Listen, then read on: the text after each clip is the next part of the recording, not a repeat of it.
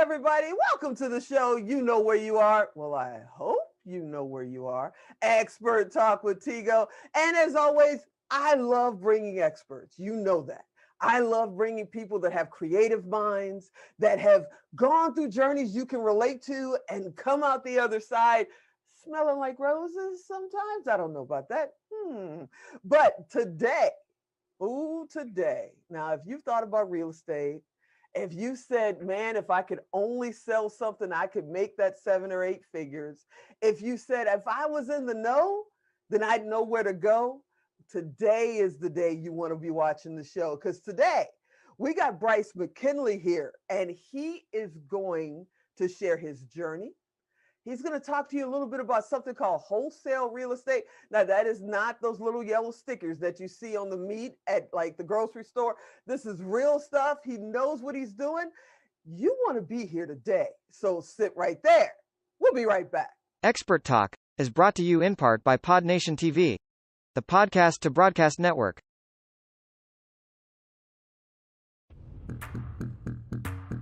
Expert Talk is produced and distributed by Melrose 11 LLC. Lights, cameras, take action with Melrose 11.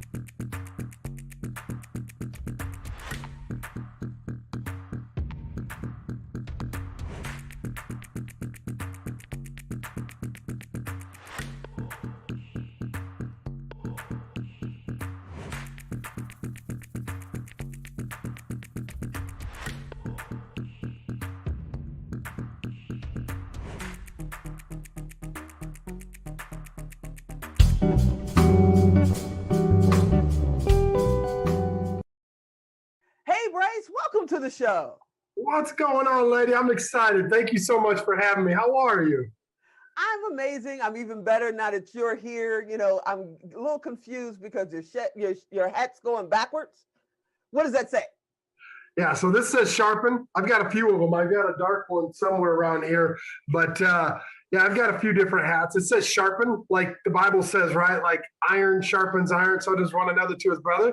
It's hashtag Sharpen. They call me Coach Sharpen. I'm sure we'll get into that, but I believe that we can learn easily if we have very simple, clear, and precise processes. And so what better way to start an interview than just drop some fire? And so I love that question. Sharpen is an acronym that stands for selflessly helping already persons eager for nurturing.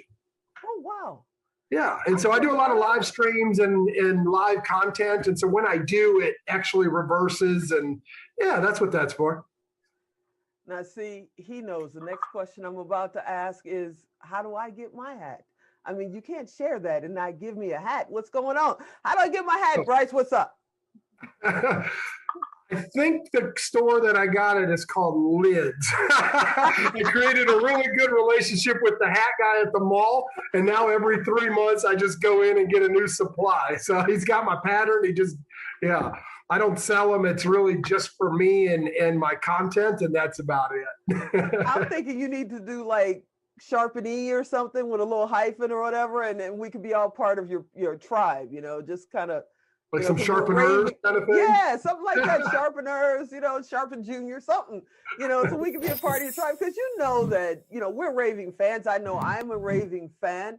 We had the opportunity to speak not too long ago, and your story is amazing. And I said, I've got to get this guy to come on the show. And thank you so much for coming on. Let's talk about it. Let's talk about the fact that there's somebody sitting at home right now that's going, yeah, I've heard of that guy. He's one of the top, coaches in the world. I've seen him here or there. I've been in events where he's been on my stage, blah, blah, blah. I can never be that guy. I didn't have a silver spoon when I grew up. I didn't have, Ivy League schools when I grew up. I can never be Bryce. They don't really know you, do they? No, we've all seen that poster with like the iceberg, right? Like you see the top of it, you hear about overnight successes, but you don't see the pits and valleys that someone's crawled through to get there, literally crawled through to get there. And my story's a lot like that, you know?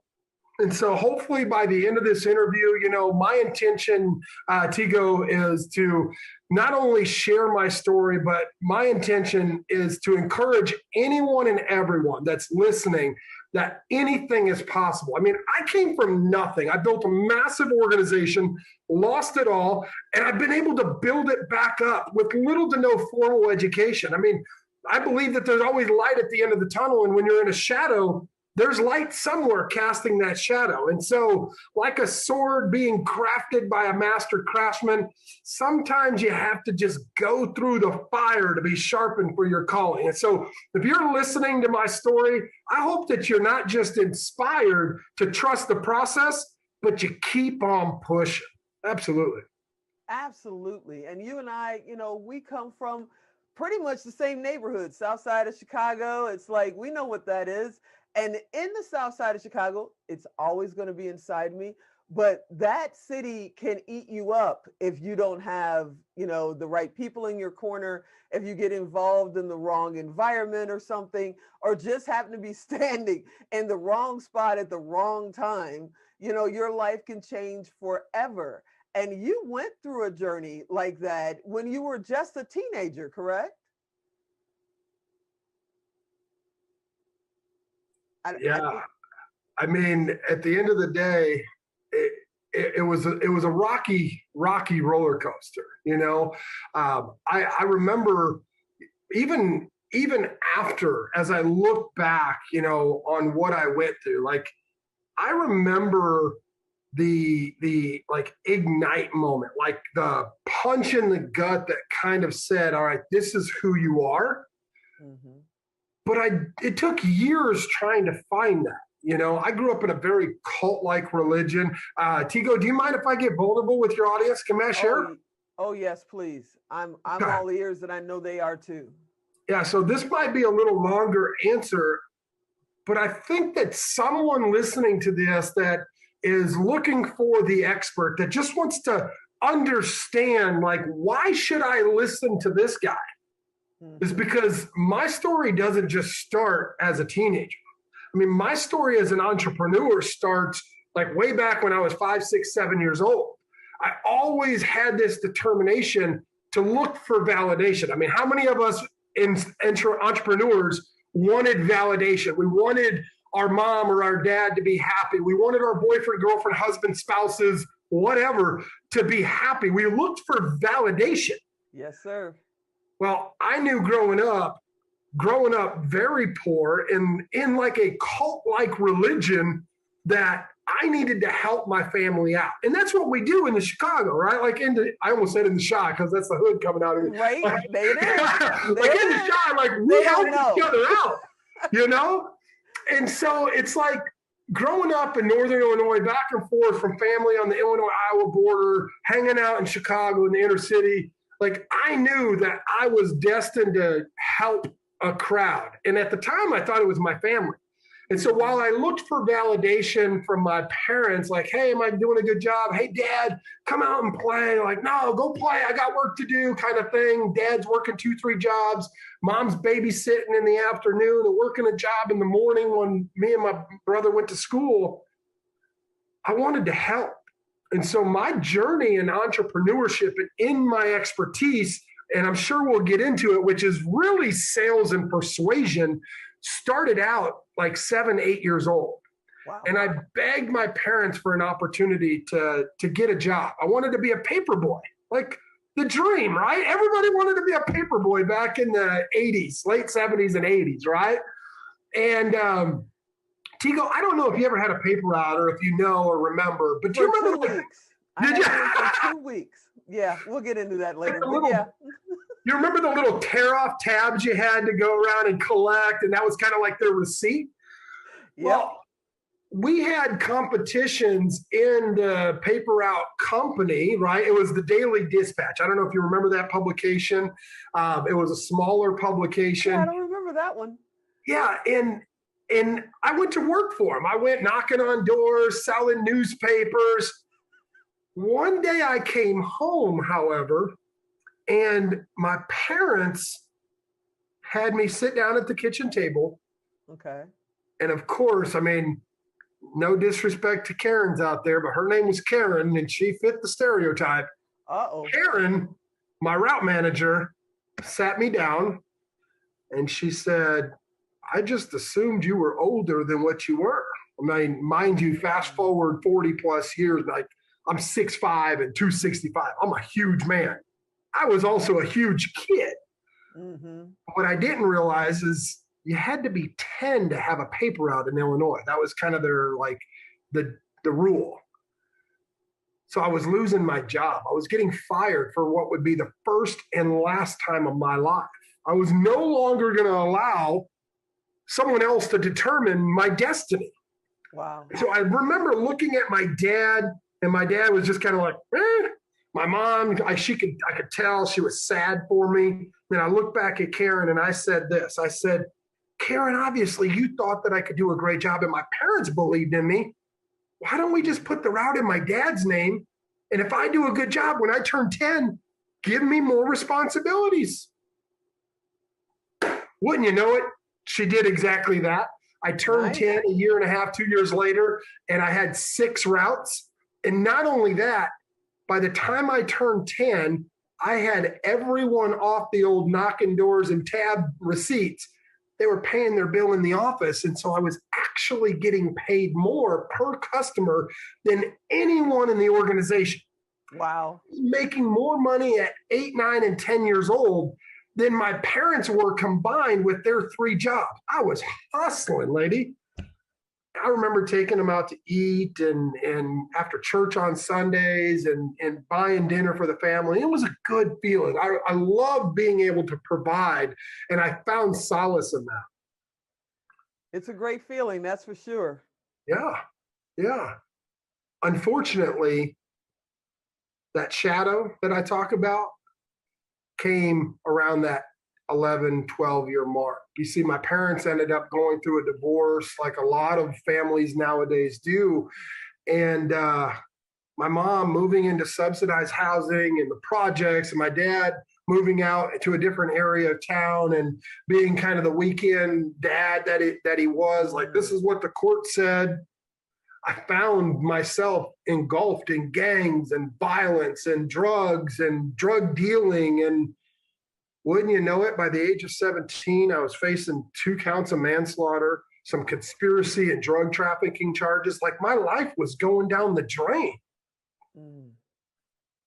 Obviously, things didn't work out the way that they could have because I'm sitting here today. Yeah. I had an opportunity. Yeah. I'm too blessed to be stressed, as Manny Lopez would say, right? Like, I'm too blessed to be stressed. Because I'll never forget hearing the sound of the gavel when the judge said that my cases were dismissed due to some technicalities. I shouldn't be sitting here. I did what they said that I did. Wow. But they found no fault. And I was released. And I'll never forget, my uncle grabbed me by the ear, took me out of the courtroom and said, "You're going to live with me." And that's really where my professional and corporate life kind of started taking over, because I was blessed not to have any felony convictions. I had a second chance at life. And my uncle moving me out to where he was from, or where he was living, which was Davenport, Iowa, on the other side of the Illinois border, he put me to work, detailing cars at a car dealership, watching fast money and good cars and good money and fast cars, however you want to look at it. I knew that I could do what they were doing. And so I begged and I begged and I begged and I begged and I begged my uncle for this opportunity. And I'll never forget, my uncle said, "If you can sell a car today, I'll put you on the sales team next week." Wow. What I didn't share was, what's that? Could you? Could I? The Yeah. answer is always yes, you can. But it's, are you willing? Right. Are you willing? And I was hungry. As my friend Les Brown would say, I was hungry. There And you I go. was so hungry that the fact that it was snowing and blizzard outside, that all the car salesmen that day never showed up to the dealership, that wasn't going to stop me. That wasn't going to deter me. I opened up the yellow pages and I started dialing. I opened up the white pages and I started dialing. And wouldn't you know it, by the end of the day, I sold the car. But not just one. 3 cars. I sold 2 trucks and a car in the middle of a blizzard.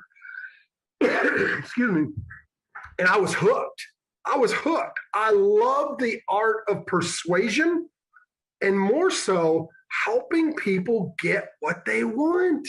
I believe that selling is a service and not something that should come with this stigma or dogma that you got to be a sleazy salesperson. I just don't believe that. Yeah. I mean, you're a good guy. You're a really good guy. And I would never say, here's a used car salesman, they get that stigma, like you said, here's that, oh no, you're not going to sell me something, are you? But like somebody taught me years ago, either you're being sold or you're selling every day, whether you know it or not. Every single day you're being sold or selling. That's amazing, especially if you just sell 3 cars in a blizzard, because the weather in Wisconsin and Illinois, you don't want to mess with that. It starts snowing, you just stay in the house. I'm in December. My birthday's Christmas Eve. This was the middle of December. I wanted to be on the sales team. We've already got a few inches of snow, right, before the blizzard came in. It was I'll never forget that. I'll never forget that. So let me ask you something before we get into the next part of your story, because it's one heck of a story to tell. What about fear? Because here you are, a teenager, you're fighting, you're hungry for your right to just get out there and show what you can do. At that time, I'm assuming that you're still in high school, you're waiting to go to college, wherever you're at right there with your education. But you want this shot. And then you meet people. I know I meet people, I'm assuming you do too, that are in their 30s, their 40s, their 50s, somewhere in their 70s. They've never pursued their dream or their passion because they were afraid of it. They were afraid of what people think and if they can do it right, and they're afraid they're going to mess up. Are you afraid of anything? One, and if you are, how do you address fear? Yeah, I love that question. Here's the simplistic answer. No. Am I scared? Sometimes. Am I fearful? No. There's a difference in my book, and I truly believe that. I believe that, a lot of leaders and entrepreneurs that are going to listen to this need to hear what I'm about to say next. Leaders, you need to stop worrying about being in charge and start worrying about those in your charge. Because at the end of the day, I know this. It's okay to be scared, but it's not okay to be fearful. I didn't know what to expect. Like, you take a dog out of the dog fight, that doesn't mean you took the fight out of the dog. And that's what happened. I got out of the environment, but I still had that determination. I was going to be the best dope dealer when I was dealing.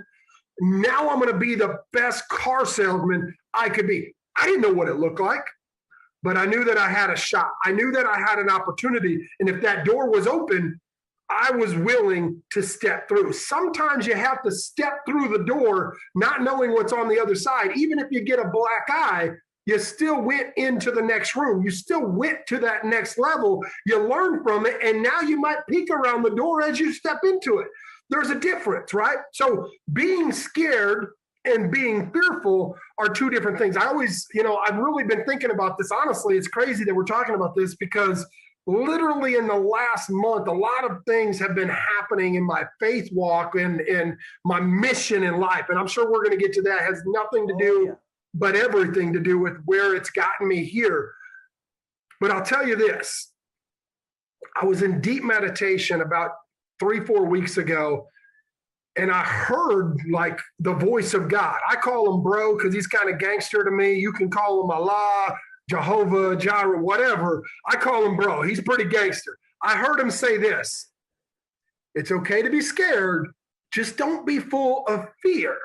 And then I seen this picture. How many of us listening to this, watching this right now, remember when you were a little child and you were scared of the dark, you were scared of something under your bed or in the closet?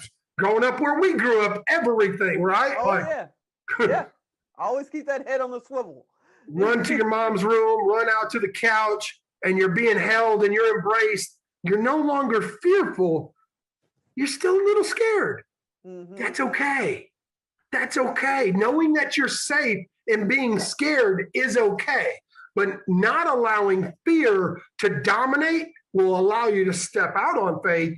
And when you get to the other side and you look back, not too bad. Not too bad. So that's how I look at life. I look at things like, I'm okay. Sometimes I'm scared. We just went from 15 employees in one of our organizations to 40 in the last 30 days. That was scary. I knew it had to happen. I heard this man say in one of his organizations, 15 to 40. We're going to get to that. We're going to get to his story. But I just want y'all to understand what the man is talking about. Okay, go ahead, brother. Keep going. Yeah, so I don't live in fear. I live in faith, and faith drives me to push through being scared, right?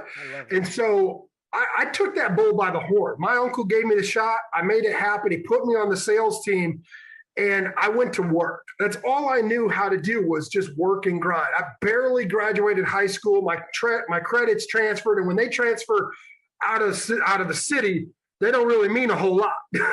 And so I had to take 4 language arts classes to graduate high school. I barely passed that, paid a girl. Thank you, Natalie. I appreciate you to write some of my essays for me. And yeah, she did an amazing job in my writing. But yeah, I'll never forget. He gave me that shot. I took it. I shot my shot, right? Like Wayne Gretzky said, you miss every shot you don't take. Exactly. And I don't know where he heard it, but my son once said that the answer, if you don't ask, the answer is always no. And so I learned to just ask for the deal, ask for the opportunity, and when presented, step through. And that's what I did. And so to go over the next like 2.5, 3 years, I just went to work.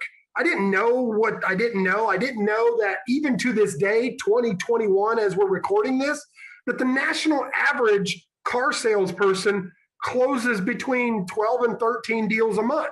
That's average. Okay. The big guys do 20 or 25 cars a month. Okay. Right?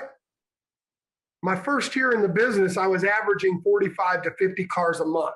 I had a 10-year average of 75 cars a month. And from the age of 18 to 22, I broke and held all the records still to this day. And I haven't sold a car in 12, 13 years. Wow. I ended up at the age of 22 getting recruited out of my dealership and formed my very first organization, excuse me, which was just a small consulting company. And I was traveling the world with Ford Motor Company, 22, 23, 24. And then later I was picked up by Nissan and Toyota and Honda to teach people in the automotive industry how to sell better, but to create a process in which leads wouldn't fall through the cracks. Wow. And by the age of 24, 25, I was doing tens of millions of dollars, and I didn't know how to manage it. I didn't know what I was doing. I was just grinding. I just went to work. So. Wow, that's an amazing story. Now, before we skip on down the road, I've got to go back and ask, because you mentioned your son. You know, if your son walks in the door and he says, Dad, I want to be a doctor. I don't want to go to college, or I do want to be an entrepreneur. Do you have in your mind how you're going to direct him, or are you going to let him be a free spirit? That's a great question. I don't believe that allowing a child to direct themselves is wise. You know, whether you believe in the Bible or not, the Bible says it's the best all-time selling book of all times, still is, still will be, in my opinion. It will continue. The Bible says, and I use this thing as like a training manual in my family. The Bible says, raise a child in the way that it should go, and it'll never depart from them. Sure, they're going to make mistakes, That's going to happen. But I thank my lucky stars that even while my parents were not perfect, they gave me the foundation.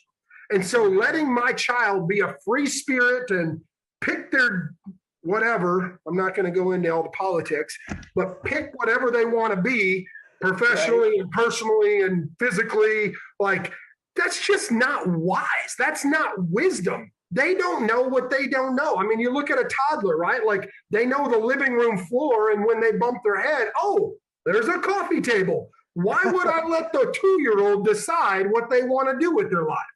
Fast forward to 10. Oh, there's a street and a block around the corner. Now I got 3 or 4 blocks I can go around my neighborhood. Like, why would I let that 10-year-old decide what they're going to do? Am I going to support them? Sure. How do you best support the people you love? By chastise, discipline, and asking better questions. Wow. You want to be a doctor? Tell me more about that. What type of doctor do you want to be? Veterinarian. That's exciting. Is that because you want to deal with animals? Well, no, they make a lot of money. Make a lot of money. Yeah, I could see where that would be rewarding. Let me ask you, have you read anything about what you have to study to become a veterinarian? Do you know how long school, how much school you need to take? Medical school too. I'd be willing to overwhelm them with all the facts and then let them make an educated decision. But at age 10, not happening. I mean, this kid's done over $20 million in the last 3 years, and he just quit the last 9 months. I'm not going to make him do something he doesn't want to do, but I'm sure as heck not going to let him do whatever he wants to do. There's a difference. I am loving it. So let me ask you this one. If you did not, we're going to assume everything was good, but if you did not start working at a car dealership, you know, and now we're going to get into real estate and all that after the break, where do you think, what direction do you think you would have went in as an adult? When you were a teen, were you thinking about where you were going to go in your 20s, or were you just kind of, you know, just dealing with each day as it came? Yeah, I think in that point in my life, I just dealt with it as it came. And I still don't go too far past that because never is the day promised. Right. I remember riding the red line into the city and going down and sitting on the benches at the pier and just dreaming about having an office in the penthouse. Right. Like having an office in a penthouse in one of those buildings. That was the life. And then over here. Yeah. Sure over there. Oh yeah, I think you were probably on the bench next to me. I think I saw you. Yeah. And I remember that was my dream. I didn't know how I was going to get there, but that was what I was manifesting. I didn't know what type of position was in that corner office with the penthouse suite. I didn't know, but I knew that I would be there. I could see it. I could feel it, smell it, taste it. That lifestyle, I just embodied myself with the actions that it takes to be that type of person. And so while I was doing things incorrectly by the terms and eyes of society, I was learning some very good disciplines in business and personal habits, waking up early when, you know, and it's crazy that we talk about this, but like when the dope man goes to bed at 1 o'clock or 2 o'clock in the morning, heck, I'm just getting up at 3, 4 in the morning because guess what? Everybody that wants to get served is now looking for someone to serve them. So I go where the people are. And I do the same thing in business. When everybody's going this way, I go this way. And I believe that I'm different in that respect because I do believe that being different is better than being better.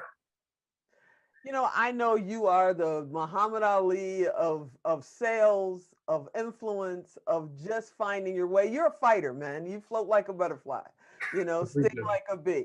You really do. And every time I've talked to you now, it's like, I want to hear more. I've got to know more. How did this man build this world? You've not built a business. You've built a world, and you've changed a lot of people's lives. And we're going to get into that. And now, you know, we talked about you being in the car industry, and then you went into real estate, and you really started blazing, I mean, you know, 4-lane highway on Lakeshore Drive, kind of a trail for people to follow. So let's take a break. And then when we come back, let's talk about what you're doing now and how you got here. Because if you guys thought, I'm going to take it now, if you thought what he already shared was amazing, the fact that this man made records in the auto industry that they still have not touched. And then he left that. So when you're sitting comfortably saying, I want to go do this, this is what my heart's calling me to do, but you don't want to go and make a change because what am I crazy? I'm being successful where I am now. Sometimes you got to follow your heart. So sit right there. We're going to find out just how Bryce followed his heart and blazed a brand new trail. So sit right there. We'll be right back. Expert Talk is brought to you in part by PodNation TV, the podcast to broadcast network.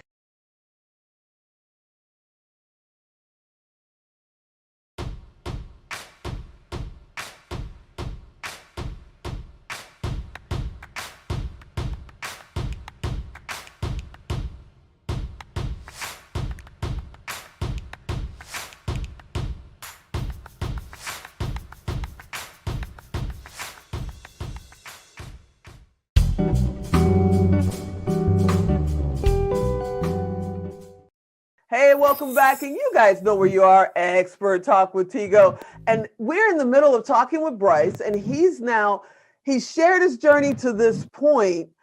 And you might get this idea, well, this guy's just lucky. This guy makes it happen. So let's talk about it, Bryce. You were comfortable living a great life. If you're selling the kind of cars that you're selling, you're living a great life. Why would you leave that world and go blaze a different trail? Yeah, that's a great question. You know, it's a little sombering as I think about it because I remember the moment vividly. The night was hot, the air was dense, my emotions were raw and ragged. I had just gotten off the phone with my brother. We were going to start a new business. And I had used my 40 cal before, and it had never jammed. And it had never jammed since. But on the night that my life would be changed forever, I sat in the front seat of my car that had been my home for the previous 9-10 months. And with my infant son sleeping in his car seat behind me, the gun I had, pointed it in my mouth, pulled the trigger, not once, not twice, but 3 times. It jammed. It was close to 2 a.m. I had pulled out my gun to do the unthinkable. I parked on the busy side of the street on the north side of McKinney, Texas, which is a North Dallas suburb, to make sure that someone would find my son the next day. You see, I had succumbed to my breaking point. Some of you need to be inspired today. Some of you are going through some things. And the late night hour where the streets are eerily quiet allowed me to perform this task. Nearby was a water tower with a patch of trees and woods behind it. And for months on months, I had been parking my car behind the water tower from the passing traffic so that my son and I could sleep there undetected. That's right, we were homeless. My car had become our home, and concealed behind the structure of the water tower, we were never hassled or bothered there. I'd attempted to stay in shelters, but my son, just a few months old, didn't do well sleeping in the shelters, and so staying in my vehicle was easy. We'd spent several months sleeping behind this water tower leading up to the night that my gun jammed in my mouth. And that night, September 28, 2011, I'd just gotten off the phone with my brother. We had been discussing this new business. Things are feeling good. We're on a high note. We were positive about what we were going to be doing. But literally within 20 minutes hanging up the phone, my mindset shifted back to my current and desperate reality. Homeless, penniless, in a nasty custody battle with my son's biological mom.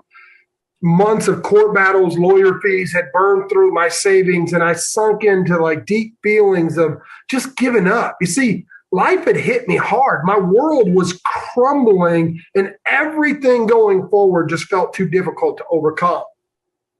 Wow. With $32 left in my pocket, I used a tattered piece of paper. I think it was even a napkin. I wrote a letter to my son. I wrote a letter to my mom saying I was sorry. I just couldn't do it. Please forgive me. And then I took my car out into the busy street, knowing that somebody would find it, find my son, find mom's contact information. And like a robot on autopilot, I pulled my gun out, put it in my mouth, cocked it, pulled the trigger. it jammed. You see, a lot has to happen to a man in that moment. Memories and priorities, purpose, regrets, anger, sorrow, and the fragmented feelings of God all come rushing in within seconds, right? Yes, sir. And with my life flashing before me, I instantly was reminded of my childhood. You see, remember I told you I grew up in a very strict, like cult-like religion, a lot of man-made doctrines. And despite the strict disciplines, I learned a lot of great work ethics. I learned high moral values when I was 11 and my parents separating and the drugs and the gangs and the violence, like a disarray, constantly just growing up, fighting to survive. You see, I told you about my journey from 11 to 17. I told you about my journey with my uncle taking me in. Yeah. That's when I learned that service is selling and mastering the art of conversation. You see, the success that I had going from one Ford dealership to the next, right? Like when you drive by the Ford dealership and you see the 5-star certification, that's my training program. Oh my goodness. Wow. But that success not only catapulted me to the top of my industry, winning several prestigious awards, multiple other companies hiring me for 7- and 8-figure contracts. Like I had been dealing with the love of my life, all the cars, all the toys, everything. I married a woman that I had known all my life. My wife's mom was my Sunday school teacher growing up. Like Wow. we didn't have a traditional relationship. It was open because we didn't really believe in anything conforming, confining, or following any rules. And so while technically we were only married on paper for a little while, we had known each other all of our lives. And so while I grew this $10 million, $20 million, $50 million company consulting with these companies and organizations in and around the automotive industry, like we were just working. Mm-hmm. She had 5 brick and mortars, 2 salons, and 3 childcare facilities. Like we were traveling, indulging and overindulging in everything we wanted in life. I'm 24, 25 years old, spending like crazy. I had a $300,000 boat I was driving once a year just for the heck of it. Between the contracts I had and her businesses, I mean, we were doing upwards of $60+ million a year between the two of us. And that's when everything came crashing down. You see, my wife had a baby with another man, and I didn't really see it as betrayal because we had an open relationship and I accepted that it had happened. But sadly, the baby ended up becoming ill. He was about 5-6 months old, ended up in the hospital, and the doctors mistakenly put a do not resuscitate order on him. It was supposed to be on the other baby in the same room. The doctor panicked when our boy started fixating on his vomit and didn't resuscitate him, rather chose to smother him. And so over the next year and a half, we went through countless legal depositions and lawsuits. It was emotionally and financially draining. And despite the loss my wife was going through, all I knew how to do was keep working. Mm-hmm. And so while my wife managed her stress and depression, of course I was a hard worker. I just wasn't a great husband. And when the baby passed, my wife struggled to cope with this loss. And so what did I do? I just worked to deal with the problems. And Friday, June 13th, 2008, I'll never forget, I got the phone call that everyone dreads. She too had passed. It was in that moment that I lost it. I checked out. I mean, drugs and alcohol and partying to way farther excess for a year and a half down the proverbial rabbit hole, like in excess of hundreds of millions of dollars in contracts out the window, close to $80 million in cash, properties and assets up my nose and in a bottle. Wow. It took a few years to recover, get back on my feet, but I'll never forget 2010. I sobered up when I got that call from the girl that I'd been having a fling with. She said she was pregnant. So I sobered up. Our son was born in November. She moved to Dallas in January for a contract that I had negotiated. We were going to do this. We had this. We could do this. It's no big deal. There's light at the end of the tunnel. There's light casting the shadow. I needed to find it. But within a month, I realized she had never actually sobered up. I came home one day and found her in the bed, passed out, possibly overdosed. Our baby, who was just a couple months old, on the ground screaming and crying. There's pills and bottles everywhere. Why? I picked up my boy, and what does every good gangster does? Covers his tracks. I put him back down. I took pictures, packed a bag, went to a hotel, and that Monday morning, I would file for custody. My last $100,000 in the bank went to fighting for custody of my boy. And due to the drama and all the fighting in court, I ended up losing my contracts down to just $32 and no longer able to afford a hotel. My son and I found ourselves homeless, sleeping in my car. Everything was really just an emotional blur. And then came that moment by the water tower. And I remember, Tigo, fighting with the idea of what I was going to do, both internally and externally, as I pulled the trigger not once, not twice, but 3 times. The gun jammed and the bullet didn't come out. And I remember thinking, this is crazy. Like, what the F? Come on, God, show up. Did show up. That's what that was. My son asleep in the back seat, right? I got out of the car and I started screaming and yelling at God. Exactly. I literally said, F you, show up, God. I was so pissed and furious at what I thought was who was my savior, my deliverer. And looking back on it, I see what God did for me. It was a blessing, yes. But at the time, I was in agonizing rage that God wouldn't just let me succeed with my plan, not his, my plan, not his. My emotions felt like razors in my heart and gutted with grief. I knew that when I realized that I fully understood that's what I was on this earth for. I knew that my life was important. I had purpose for being here. And after the adrenaline had subsided and God's message was delivered, I got back in my car and I pulled into our hiding spot. And in the heat of the night, caused my clothes to be sweating. They're sticking to my skin. I closed my eyes to calm my breathing.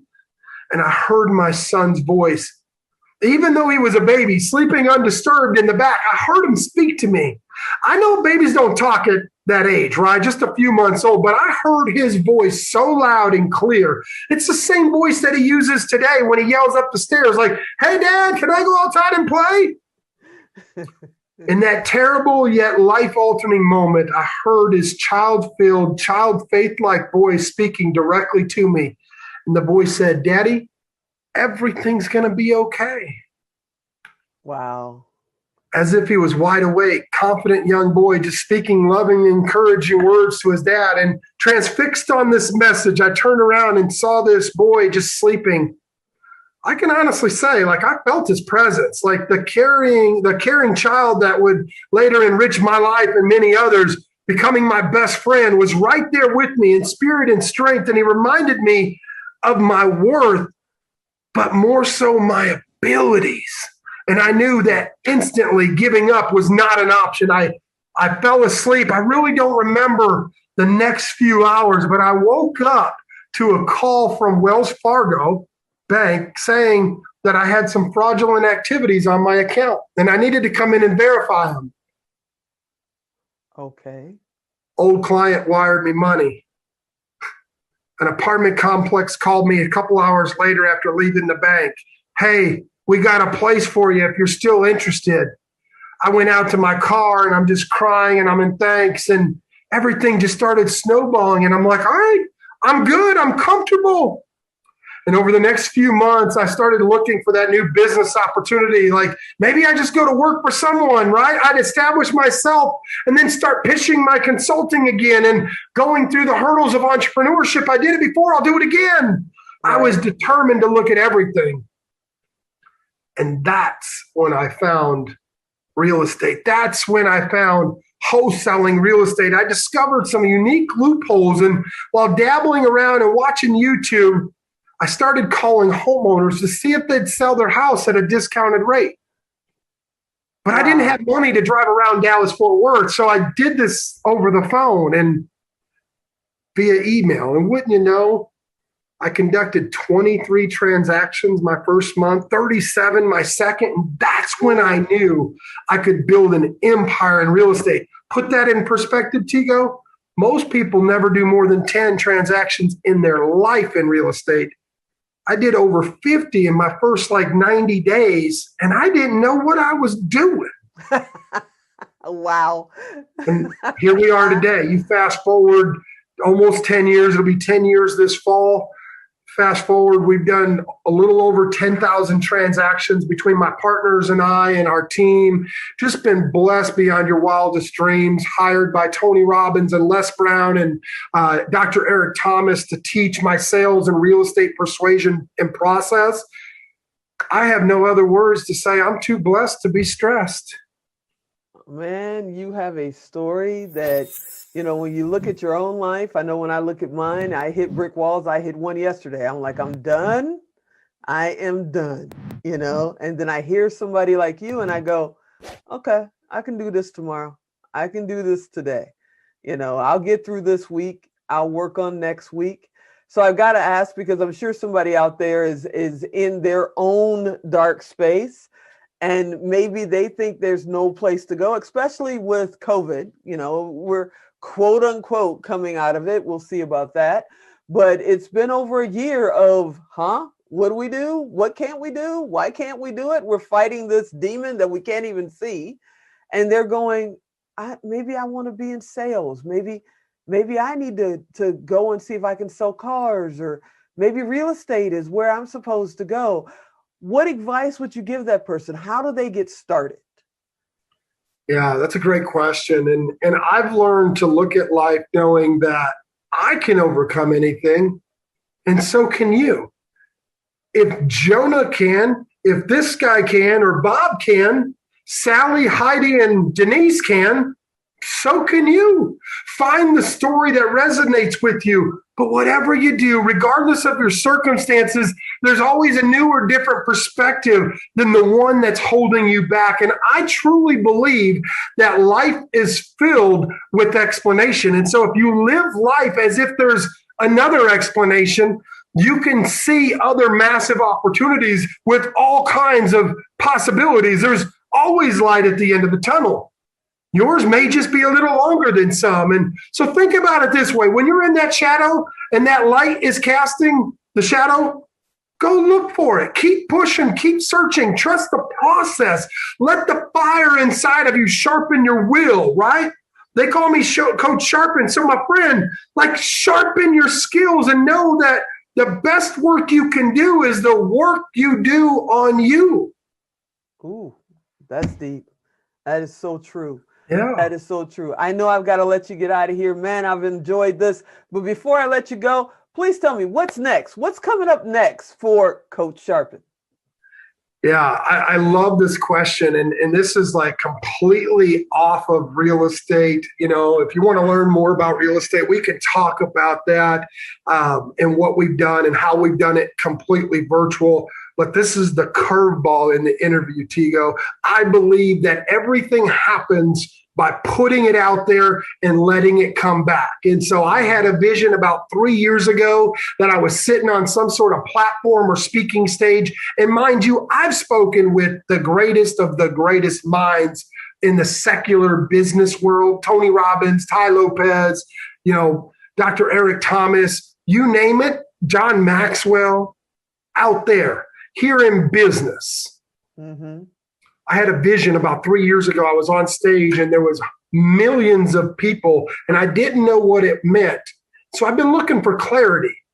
And then about 3-4 months ago, I had another dream and vision that I was on the same stage, but now instead of seeing the big picture, it was zoomed in and there was faces and people crying out and weeping for something. I believe it was the man upstairs, and I just happened to be the vessel that facilitated that organization. And wouldn't you know it, last week, literally a week before this interview, I was coming home from the dentist appointment and I heard the same voice of God from my 10-year-old, now 10-year-old back under the water tower. I heard the voice of God say, it's time. And so what's next for me? Real estate is a vehicle, but I've got a list. I just made this list over the last few days. I've reached out to TD Jakes and Stephen Furtick and Tony Evans and Tim Keller and John Piper and Joyce Myers. I'm going to bring together the Pastors event. It's going to be the biggest, largest mastermind of pastors around the world. And we're going to not just have a mastermind, but we're going to create the world church, because denomination and religion has only segregated and separated us. Denomination, the definition of denomination is to sort and classify. Mm-hmm. And so all of these different religions and beliefs, whether you're Buddhist, Muslim, whatever, Catholic, Baptist, all we're doing is dividing us. And I'm going to bring the greatest minds in my faith and belief together to get their act right. And so what's really crazy, you look at my hat, I've been talking about being Coach Sharpen. Just last night, my accountability group, we put it out there, and now Sharpen is selflessly helping already pastors eager for nurturing. I'm about to change the world, and I feel this from the bottom of my soul, and I'm going to call every single one. And if they say they're not in, guess where their heart's at? Not for the people, but for the money. And I'm going to call them all out. I'm going to call them all out. That's what my next move is. This man is a mover and a shaker from every direction. I want to thank you, brother, for being on. You know, I think that you and I are connected at the hip for life. It's just, I meet certain people and I go, there he is. You know, it's just that feeling like I've known you forever.